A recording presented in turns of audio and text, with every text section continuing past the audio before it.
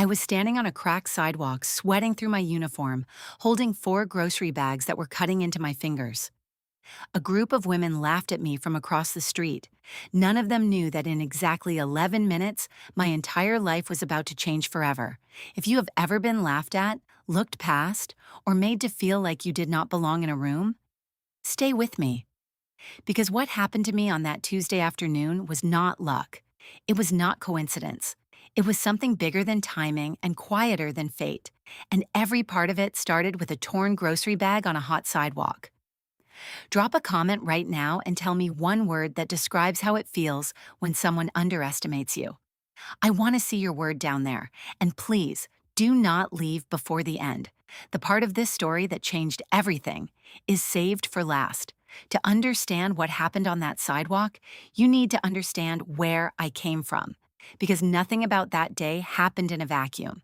I grew up in a small town in the South, 3-room house, thin walls, a front porch that leaned slightly to the left. My mother raised me alone. My father left when I was 4, and she never spent a single day being bitter about it. She just got up every morning, put on her uniform, and went to work. 2 jobs, cleaning office buildings before sunrise and waitressing at a diner on Route 9 until the dinner rush ended. I was usually asleep by the time she got home, but I always left the porch light on. We wore secondhand clothes. Not because we were ashamed, my mother never let shame into that house, but because money was always spoken for before it arrived. I learned early that dignity was not something you bought. It was something you carried, and my mother carried it in the way she walked, the way she spoke to people, the way she never let anyone see her tired even when she was running on empty. School was harder. I was on a scholarship, the kind that paid for everything, which meant everyone knew I couldn't pay for anything. I had a different colored lunch card in the cafeteria, a small thing, but small things grow loud when you are 12 years old and just want to blend in. I remember a group of girls making a comment one afternoon about my shoes, about my card, said just loud enough for the next table to hear, and the laughter that followed was the kind that sticks. But I didn't cry in that cafeteria. I sat up straight, finished my food, and walked out with my chin level. Not because I wasn't hurting, I was, but my mother's voice was already living inside me. You are not what they see. You are what you know. I carried that out of that small town and into every room I entered after that. By the time I was 32, I had built a life. Not the life I had dreamed about, but mine. Honest and quiet, and something I was proud of in the way people are proud of things they never talk about out loud. I was working as a catering staff supervisor at a 4-star hotel in the city, 23 people on my team. I knew every single one of them, their schedules, their strengths, what made them nervous before a big event. I was good at my job, not good in a way that needed applause. Good in the way that things just ran smoothly when I was in the room. Up at 5 every morning, pressed my uniform, took the bus, got there before everyone else and stayed after everyone left. My apartment was small but clean and mine. I cooked on Sundays, called my mother every Thursday, and held on to a quiet belief that everything was building towards something. I had applied 3 times for a management position at that hotel. 3 times. Each time I put together everything they asked for. Experience, references, a written proposal. Each time I was passed over. The first time they said the role went internally. The second time, they said they were restructuring. The third time, a manager I had personally trained pulled me aside and said something I will never forget. You're great with the staff, but you don't fit the image we're going for in that role. I stood very still. I nodded. I said thank you and went back to work. But I knew what he meant, and the knowing of it sat in my chest like a stone. I won't pretend I was perfect through all of it. There were nights I sat on my kitchen floor and questioned everything, wondered if I was fooling myself, whether the life I was building was just a story I was telling myself to get through. But what was the alternative? I kept pressing the uniform. I kept taking the bus. I kept showing up. And then came that Tuesday. It was the kind of August day the city saves for its worst behavior. Heat rising from the pavement before you even stepped outside. I had just finished a double shift, a corporate luncheon followed by a private dinner that ran 90 minutes over schedule. My feet hurt in the specific way that only happens after 14 hours on them. I stopped at the grocery store on the way to the bus stop, bought more than I planned. Pasta, canned goods, some things from the butcher counter I had been treating myself to because I had earned something good that week. 4 bags, heavy ones. I had made this walk 100 times. Construction on my usual route forced me down a different street. A wide sidewalk in front of a grand old hotel with a stone facade, red carpet at the entrance, a doorman in a coat that probably cost more than my monthly rent. That is when I heard them. 4 women stood outside, dressed beautifully, clearly just out from some kind of luncheon. And as I walked past with my 4 heavy bags and my uniform that had been pressed at 5 that morning and survived a full August day, one of them said something about my bags, about how I looked, loud enough that it was not an accident. The laughter came easy and fast, the way it does when people are performing for each other. I kept walking. Something tightened in my chest. Not tears. I was past tears in public a long time ago. Something closer to a deep, slow ache. The kind that reminds you that no matter how far you walk, some things follow you. I thought about the cafeteria. I thought about the third rejection letter. I thought about every year of pressing that uniform and taking that bus and giving everything I had to rooms that measured me and found me almost right, but never quite enough. Then the bag gave out. The plastic on the bottom thinned from the weight and split open right there on the sidewalk.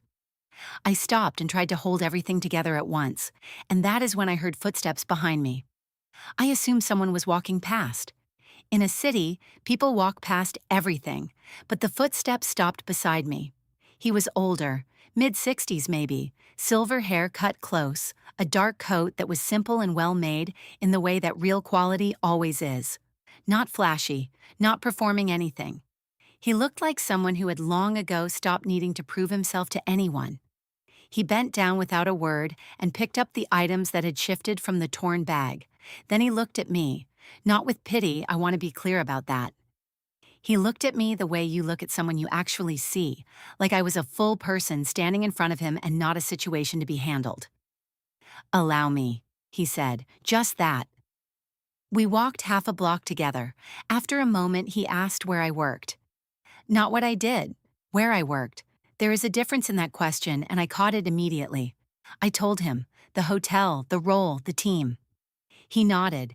Then he asked something that stopped me on the inside even as my feet kept moving. What do you actually want? Not what you have. What do you want? I cannot tell you the last time someone asked me that. When you have been in survival mode for years, people ask how you are managing. Nobody asks what you want. Those are 2 entirely different conversations. I told him the truth. I wanted to run a full hospitality operation, not just a department, not just a team, something I could build from the ground up. I said it plainly without dressing it up, the way you talk when you are too tired to hide anything. He listened without filling the silence when I finished. At the corner, he handed back what he had been carrying and reached into his coat. Not a business card, a small folded piece of paper, torn from a pocket notebook. Come to this address Friday at 10 in the morning. Bring nothing but yourself. I took it. He smiled, quiet, unhurried, and walked back toward the hotel. I stood at that corner and stared at the paper. I almost threw it away. I want to be honest about that. I almost talked myself out of it, the way we talk ourselves out of everything good that surprises us. But then my mother's voice came through, clear as it always did when I needed it most. God don't bless closed doors, baby. I folded the paper carefully and put it in my jacket pocket. Friday arrived quietly, the way important mornings always do, looking exactly like every other morning until you remember what it is. I pressed my best dress twice, wore the gold earrings my mother gave me years ago, the ones I only wore when something mattered. I took the bus to a quiet block with older buildings. Nothing shining or loud. The building had no logo at the entrance, just a number on the door. The woman at the front desk said my name before I introduced myself. That told me something. He came in a few minutes later with 2 colleagues, a woman with a leather folder and a younger man with a notepad who said almost nothing. He sat across from me and told me who he was. I will keep his name private, but this is what matters. He had spent 30 years building a collection of luxury resort properties across 4 countries. Not a commercial chain, a carefully built portfolio of destination resorts, and he was, by every measure, extraordinarily wealthy. More than that, He had spent 3 decades watching the hospitality industry be run by people who understood spreadsheets, but not people, and he was done with it. He told me he had been doing what he called a quiet walkthrough of the city that week. No agenda, just walking and watching, how people moved, how staff carried themselves, how people behaved when something went wrong and nobody important was watching. Then he looked at me and said, "You walked past women who humiliated you in public. Your bag split open on the sidewalk. You were exhausted. I could see it clearly. And you never once lost your composure or your grace. That told me more about you in 90 seconds than any interview ever could." I sat very still. He offered me the position of Director of Guest Experience at his flagship resort. Then he said the line I will carry forever. "You already knew how to do this job. You just hadn't been given the room." I did not say yes in that room. The first thing I felt was not excitement. It was fear. Real, cold, quiet fear. Because here is what nobody tells you about being overlooked for a long time. You adapt to it. You build a life inside the limits you are given, and those limits start to feel like safety. When someone opens a door in one of those walls, your first instinct is not to run through it. Your first instinct is to check if it is real. That night, I sat on my kitchen floor and called my mother.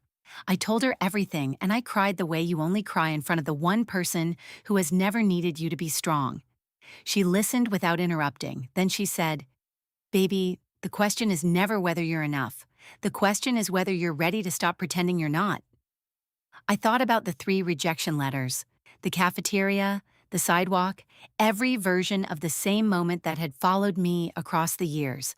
And then I thought about those women outside the hotel, and what surprised me was that I felt no anger.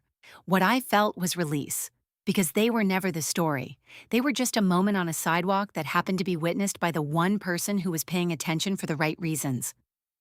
I signed the paperwork Monday morning, gave my notice graciously, thanked every single person on my team individually.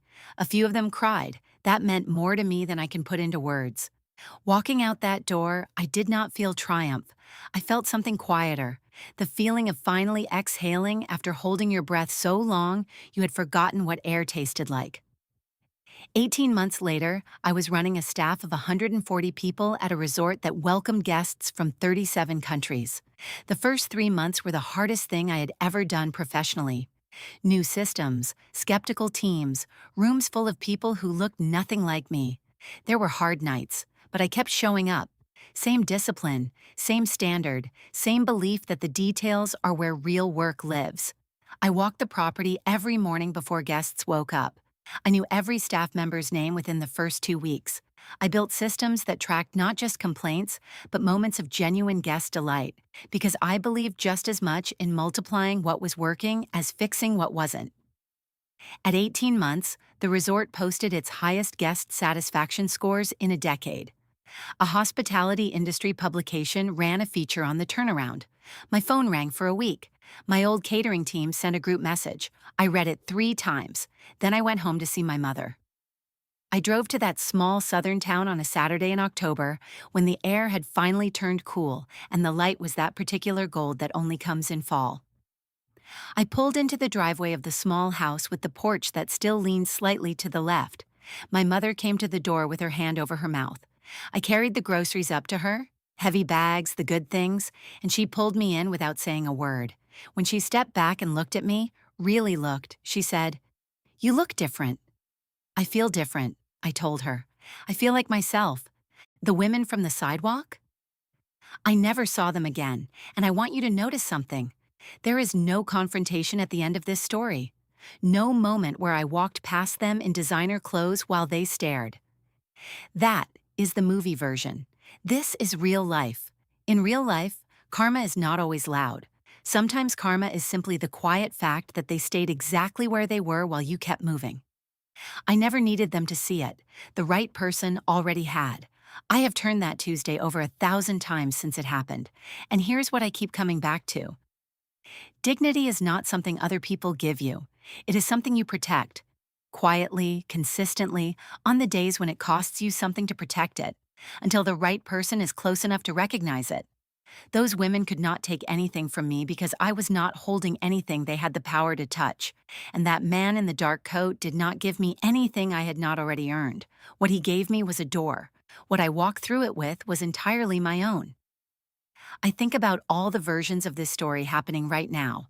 All the people pressing uniforms at 5 in the morning and taking buses and giving everything to rooms that won't open the right doors. All the people who have been told some version of you don't fit the image and had to decide whether to believe it or keep walking. I am telling you from the other side of that decision. Keep walking. Not because someone is always watching. Not because every hard moment is secretly a setup. Life does not make those guarantees, and I would never insult you by pretending it does. But because the only version of you that gets anywhere is the one who keeps going. The one who protects their dignity even when it is heavy. The one who answers honestly when someone finally asks the right question. The one who puts the folded piece of paper carefully in their pocket instead of throwing it away. I was a black woman on a cracked sidewalk in August heat, holding groceries, being laughed at by strangers. And at that exact same moment, I was every single thing I had ever built myself into. Both were true at once. They only saw one. He saw the other. Make sure you keep building the part that the right people will recognize. If this story moved something in you, if any piece of it felt like your life, your mother's life, or someone you love, please share this video right now, not for numbers. For the person sitting somewhere today, feeling invisible and passed over, they need to hear this. Hit that like button, subscribe if you have not already, and leave a comment below. Tell me, Wanati, what moment in your life felt like it was breaking you but was actually building you? I read every single comment, every one, and I will see you in the next story.